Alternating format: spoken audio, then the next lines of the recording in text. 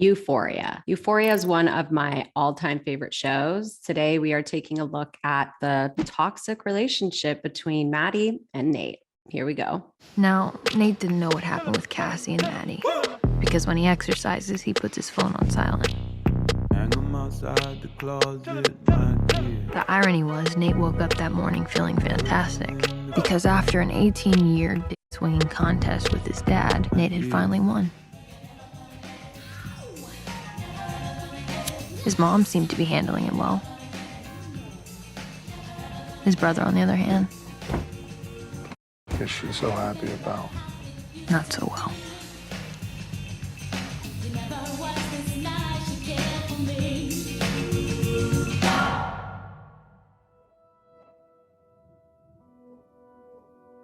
It wasn't the 38 missed calls from Cassie that concerned him. It was the fact that there were 0 calls from Maddy.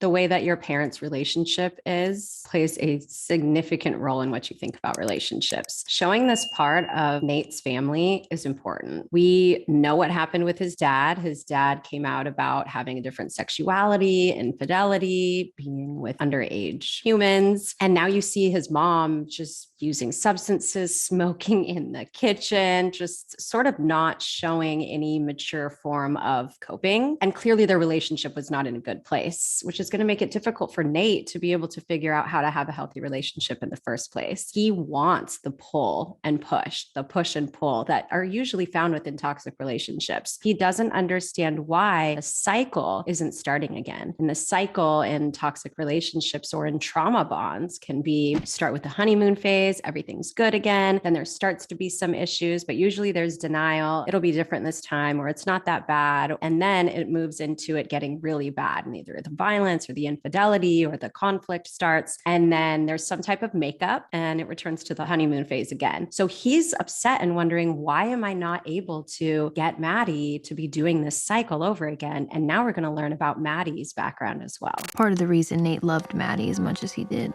is because she was loyal, but it's also what scared the living shit out of him. If anyone crossed her, she'd bury them. And he had now really crossed her. Oh yeah, sleeping with her And there best was friend. no doubt in Nate's mind what Maddy was about to do.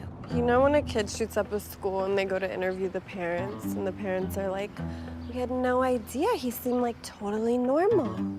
And everyone watching is like, you're a fucking idiot. That's how I feel, but with Cassie. Look, I never trusted her. What, why? Because she seems like the kind of person who would f your boyfriend. I think I actually want to murder her. I get it. No, like actually plan a murder and carry it out. I get it. Like a grisly murder.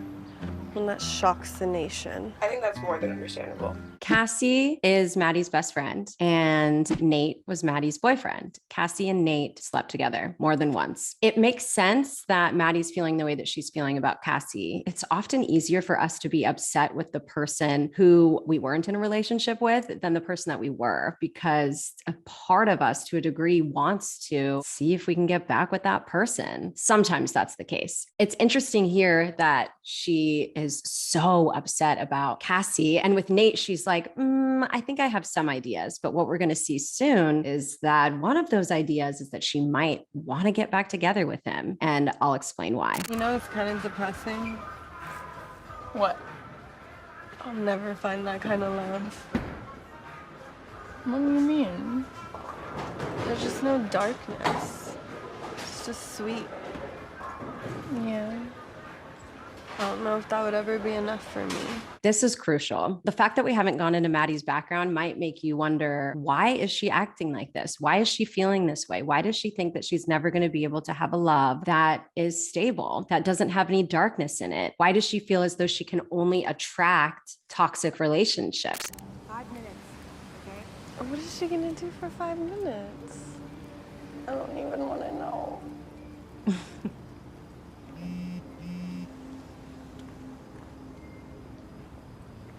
I think I'm gonna get back together with Nate. It's a mistake, right? Don't do it. Don't do it. I don't know if I can help it. I don't know if I can help it. I wish you could see yourself the way the rest of the world does.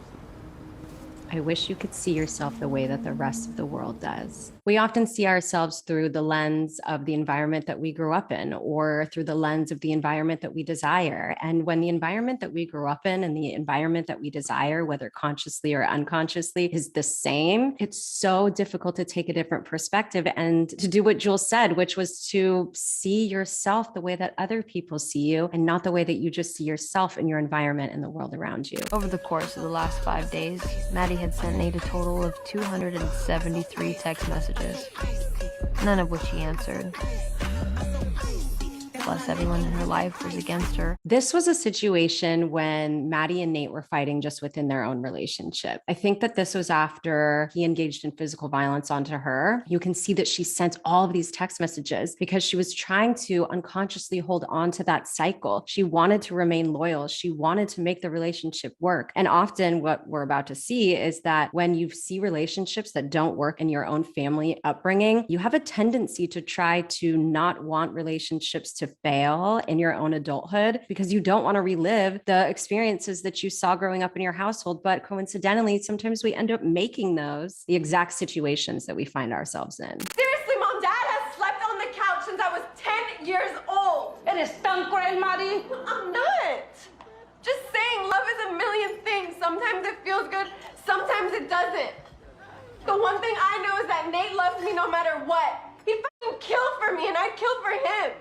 It feels good to know that there's one person in this whole up world who has my back. You think I want this? You live in the same house and you don't even say one word to each other. That's the difference between me and you. Tienes razón. A tu edad, yo me sentí exactamente igual de same con todos los tipos que anduve.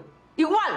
Two things here. One, Maddy is saying, at least there's somebody in this messed up world that actually has my back. And she looks at both of her parents, and she's specifically talking to her mother. In this instance, I think that something that she might be saying there is, you would have had my back if you engaged in a better relationship with my father. You would have had my back if you made me feel love and showed me what love was inside the household that you raised me in. She also says something about how Nate really loves her and that it's real love and true love. And I think that some of that has to do with the fact that her relationship with her parents that she saw growing up, their marriage was flat. It was disconnected. There was no passion. And so now she inflates passion, toxic passion, with real love. She doesn't know what real love is. She just knows that she doesn't believe that it's between her parents, and therefore it must be an opposite feeling if it's going to be true love. One thing that she has gotten from her mother, though, is the sense of loyalty. As long as she has love, this passionate experience that she's had with Nate for so many years, then she's going to do whatever she needs to do to keep it. What she doesn't see is that she's engaging in the same behaviors as her mother. Her mother is married to a man who drinks and sits on the couch and doesn't engage, and they probably don't really connect with each other. It's interesting that just now she's at a place where she's debating about whether or not she's going to get back together with Nate. And she's done that quite a few times. But we can see in the scene where she isn't responding to Nate at all, that she may be reaching a point where she's starting to figure out what real love is. And she's thinking that it's not this. Toxic relationships can be so addictive. Not only do we get addicted to the adrenaline rush and the passion that we experience during the high highs, but we also get addicted to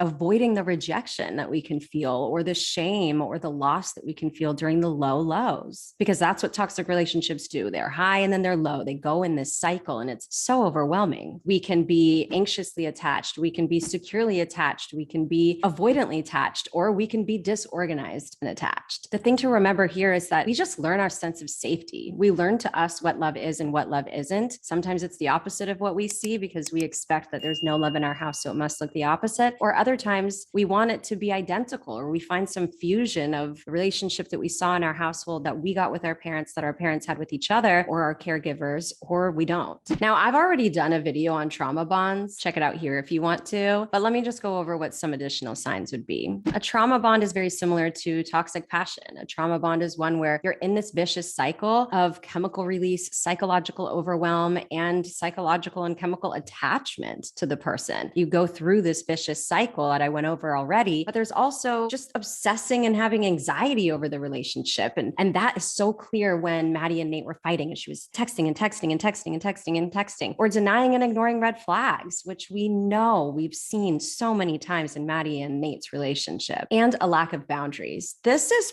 pretty clear. Again, we can see that through the multiple texting. We can also see that through him just showing up in her room, which we saw in a much later scene with a gun threatening her. That's definitely crossing the line there. And then also just ignoring your own needs and your own reality. When Maddy is sitting down and talking to Jules saying, I think I'm going to get back together with Nate, that's her in that moment essentially saying, I don't think that I value myself enough yet or my needs. And one thing that I do know that I need, or at least that I'm used to needing or wanting, is Nate. So I think I'm just going to go back to that because it's comfortable, and she probably felt lonely and she was looking for those high highs again. So what are you supposed to do if you had the upbringing similar to Maddy or a different one? And regardless, you find yourself going through these toxic, passionate, trauma bond relationships where you know it's not healthy for you, but you get reeled back in, or you just bring yourself back in. First thing I want you to consider is putting yourself first. When Maddy was talking to her mom and she said, at least somebody is looking out for me in the world, she doesn't realize that she can do that for herself too. I think that she, to a degree, is seeking that bond with somebody who will care for her. And we know that Nate has done that. Nate has showered her with gifts and has loved her deeply and unconditionally, regardless of the things that they've been through so far. So you need to put yourself first, even if you didn't learn how to do that growing up. And normally we learn how to do that by our parents doing it for us. They put us first, and that teaches us that we're worthy of putting ourselves first. Secondly, is take a look at what you actually want and what you need in a relationship. We can get wrapped up in toxic, passionate relationships when we're simply focusing on what it is that we want. And our brain often decides what it is that we want based off of our past experiences. So maybe we want this passionate love that Maddy seeks. But why? It's probably to counteract the lack of passion that she saw in her parents' relationship. So maybe that's still something that she wants. Sure, she wants passion. Okay. But then maybe something that she needs is safety and security. So she's going to want to find a relationship in the future that can provide her that passion and provide her safety and security at the same time. Take a look at what those things are, whether you're currently in a relationship or whether you're seeking your next relationship and you want it to be far more stable than the last one that you had. And I would say that the third thing is to really dive into that why. When you take a look at what you want in a relationship, it's important to take a look at why, especially if some of the things that you want aren't actually healthy for you. They aren't actually something that's allowing you to grow as a person. And figuring out why you feel attached or drawn to those things can help you repair and change patterns that can get you to a place where your future relationships make sense. You can see the red flags. The red flags don't look like green flags. In general, it is really difficult to find an actual healthy relationship after you've been through so many difficult ones. My concern for somebody who has had this type of relationship growing up, especially in adolescence or young adulthood, is that normal relationships are going to feel boring, maybe. If it's a stable relationship and maybe there's great connection there, but it doesn't have as much passion, is Maddy going to think that that's a boring relationship? And is she going to miss out on the opportunity to build passion with safety and security in this next relationship? This is just the beginning. I'm curious if any of you have any questions about what I've said or want to comment on your own experiences with toxic, passionate, or trauma bonded relationships, and anything that you've done in the future to get into a healthy relationship or even find a healthy relationship with yourself before diving into the next one. If you haven't subscribed to my content yet, please be sure to do so. I'm going to be picking it up significantly, and I'm also coming out with a new podcast soon, and I can't wait to tell you all about it. Hit that like button if this video was helpful. And as always, I'm so glad that you exist.